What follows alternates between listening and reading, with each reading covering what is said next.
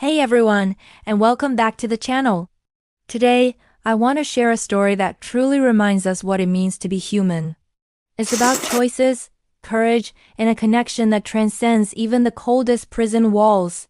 This isn't just a tale. It's a testament to the extraordinary power of kindness in the face of impossible odds.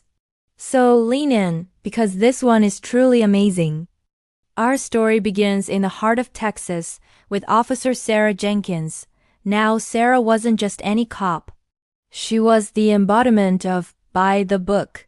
Every regulation, every protocol, every line of duty was etched into her very being. She believed in the system, in justice, and in upholding the law, no matter what. Her career was spotless, her record impeccable, and her future, she thought, was clearly defined. But fate, as it often does, had a very different plan for Officer Jenkins. One day, without warning, a corrupt supervisor, a man who saw her integrity as an inconvenience, orchestrated her transfer. Not to another precinct, not to a new neighborhood beat, but to a place Sarah had always hoped to avoid, a maximum security prison. It was a stark, unforgiving world of concrete and steel, where hope often died the moment the gates clanged shut. Sarah arrived, her chest tight with a mix of resentment and determination. She saw it as a temporary assignment, a sentence she had to serve before she could get back to her real life, her real calling. She kept her head down, performed her duties with her usual meticulousness, and counted the days until her transfer would finally be over. But then, she met him. Inmate 732, known as Daniel. He was different from the others. He wasn't loud or aggressive. He was quiet, dignified, with eyes that held a profound sadness, yet also an unwavering resolve. He carried himself with a strange grace, an air of a man who knew something no one else did. The world had already judged Daniel, had condemned him, and placed him behind bars for a crime he steadfastly maintained he did not commit. He claimed innocence, a claim that, in a place like this, usually fell on deaf ears. Sarah, ever the pragmatist, initially dismissed it. Innocence was a luxury few prisoners could truly claim. Yet, there was something about Daniel.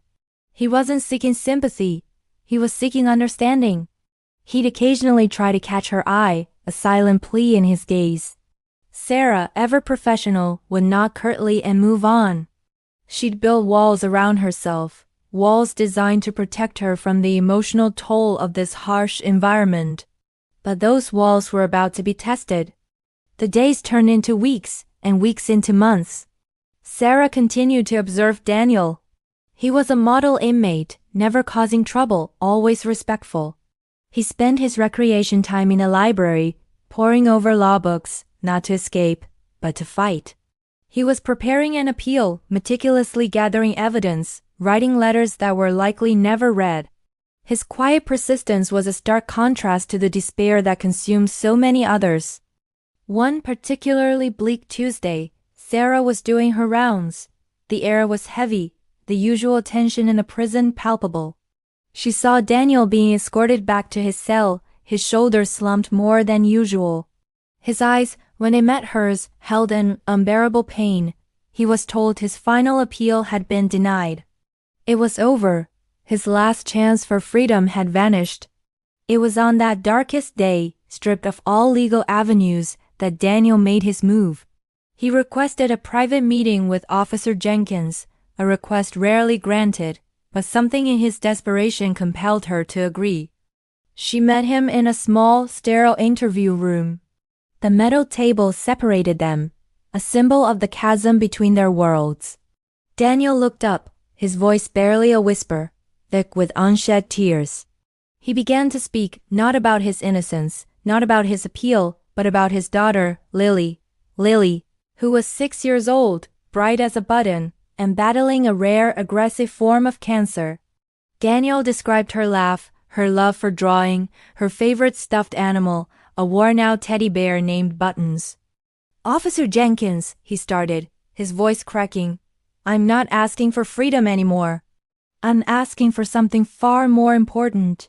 He then revealed a secret, a truth he had carried with him since the day he was incarcerated. He explained that before his arrest, he had promised Lily something. A special drawing, a magical rainbow unicorn that she truly believed would help her fight her sickness. He told her he would draw it for her, frame it, and give it to her on her 7th birthday. He knew he wouldn't be there for that birthday. He knew he wouldn't be there for many more. Then came the impossible request, the one that made Sarah's blood run cold. He pulled a crumpled, fading photograph from inside his shirt, a picture of a little girl with sparkling eyes, holding up a drawing of a rainbow. "This was her first drawing for me," he said, his voice catching. "I promised her I would finish a drawing she started for me, a beautiful unicorn, and give it to her on her 7th birthday. I promised her it would make her feel safe, like I was always with her, even when I couldn't be." He looked at Sarah, his eyes pleading. "Her birthday is next week. She believes this drawing from me will be her miracle. I can't send it from here. It would be tainted. They won't let it pass through. They won't understand. Officer Jenkins, I know this sounds insane, but I need you to finish this drawing for me. I need you to frame it and deliver it to her, as if it came from me. My wife won't understand either. She blames me for everything. She wouldn't let me send it. You're the only one. You're the only one who can make sure my daughter gets her rainbow unicorn from her dad one last time." Sarah felt a chill run down her spine.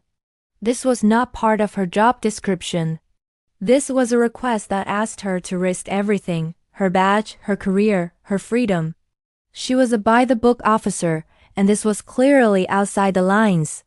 How could she possibly agree to this? It was a direct violation of protocol. It was fraternizing with an inmate, potentially smuggling, interfering with family affairs. Every fiber of her professional being screamed no. Yet, as she looked at the faded photo of Lily, a child whose eyes mirrored the pain of her father, something shifted within Sarah. For the first time in a long time, Sarah saw past the uniform, past the rules, and into the heart of a man who, regardless of his past, was a father desperate to fulfill a promise to his dying child. This wasn't about justice. It was about mercy.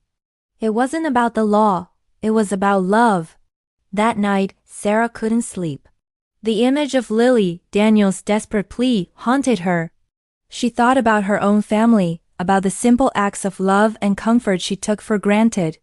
She realized that sometimes the greatest acts of courage aren't about following every rule, but about knowing when to bend them for a higher purpose. The next morning, with a knot in her stomach and a resolve she didn't know she possessed, Sarah made a decision. She would do it. She approached Daniel, her face stoic. "Tell me exactly what she wants," she said quietly. Daniel's eyes widened with a flicker of hope. He described the rainbow unicorn in vivid detail, the shimmering mane, the golden horn, the way its eyes sparkled with stardust. He even sketched a rough outline on a scrap of paper, his hands trembling. Sarah took the sketch and walked away, her heart pounding. For the next few days, Sarah lived a double life. During her shifts, she was the same unyielding Officer Jenkins. But in the quiet solitude of her small apartment, she transformed. She bought art supplies, something she hadn't touched since childhood. She carefully traced Daniel's outline, then, with painstaking precision, she began to fill in the colors. She blended the purples into blues, the blues into greens, the greens into yellows, creating a vibrant, magical rainbow. She added glitter to the horn, making it shimmer just like Daniel had described. She poured her heart into that drawing, not just as a favor, but as a bridge between a father and his daughter. When it was finished, it was beautiful. More than just a drawing, it was a message of love, a tangible promise. She found a simple wooden frame and carefully placed the artwork inside. The final step was the riskiest. On Lily's birthday, Sarah called in sick, something she had never done. She drove to the address Daniel had given her, a small, unassuming house on the outskirts of town. Her hands were clammy, her heart a drum solo against her ribs. She took a deep breath, walked to the door, and knocked. A weary-looking woman, clearly Lily's mother, opened the door, her eyes tired and suspicious. Sarah, still in her civilian clothes, explained simply, "I have something for Lily, from her father." The mother's expression hardened. "He sent something? He never thinks about her. He shouldn't be sending anything." But then Lily appeared from behind her mother, a small, frail figure, but with those same sparkling eyes Daniel had described. Lily saw the framed drawing in Sarah's hands, and her face, pale from illness, lit up like a Christmas tree. "The rainbow unicorn," she whispered, her voice filled with pure wonder. "Daddy finished it. It's just like he promised." She reached for it, her tiny fingers tracing the vibrant colors. Sarah watched, her throat tight. In that moment, all the risks, all the fear melted away. The pure joy on Lily's face was a reward far greater than any commendation. Lily hugged the framed drawing tightly to her chest, a radiant smile transforming her face. "Now I'll be strong," she declared, looking up at Sarah. "This will make me better." The mother, seeing the profound impact of the gift, felt her resistance crumble. She looked at Sarah with a glimmer of understanding, a silent thank you in her eyes. Sarah simply nodded, offered a small smile, and turned to leave. She didn't seek praise or recognition. She had fulfilled a promise, not just for Daniel, but for the universal human spirit that yearns for connection, for hope, and for love.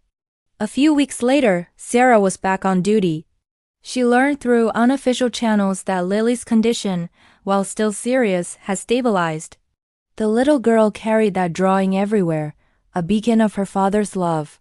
Daniel, when he saw Sarah next, simply offered a profound silent nod. There were no words exchanged, but the gratitude in his eyes spoke volumes. He had found a sliver of peace, knowing his promise was kept. Sarah Jenkins continued her career, still a by-the-book officer, but with a subtle yet profound change within her. She now understood that sometimes true justice, true compassion, meant looking beyond the rules and seeing the person. It meant recognizing that humanity, kindness, and love can exist even in the most desolate of places, and that sometimes the greatest risks yield the most extraordinary rewards. Her choice, that one impossible decision, transformed not just a prisoner's last wish, but her own understanding of what it truly means to serve and protect. This story reminds us that even in the darkest corners of life, a single act of kindness, a moment of selfless courage, can create a ripple effect that touches hearts and inspires hope. It shows us that compassion isn't a weakness. It's a powerful force that can bridge divides, heal wounds, and remind us of our shared humanity. Thank you so much for joining me today. If this story touched your heart, please give this video a thumbs up, share it with someone who needs a little inspiration, and don't forget to subscribe to the channel for more uplifting content. Until next time, keep spreading kindness, and remember the power we all hold to make a difference.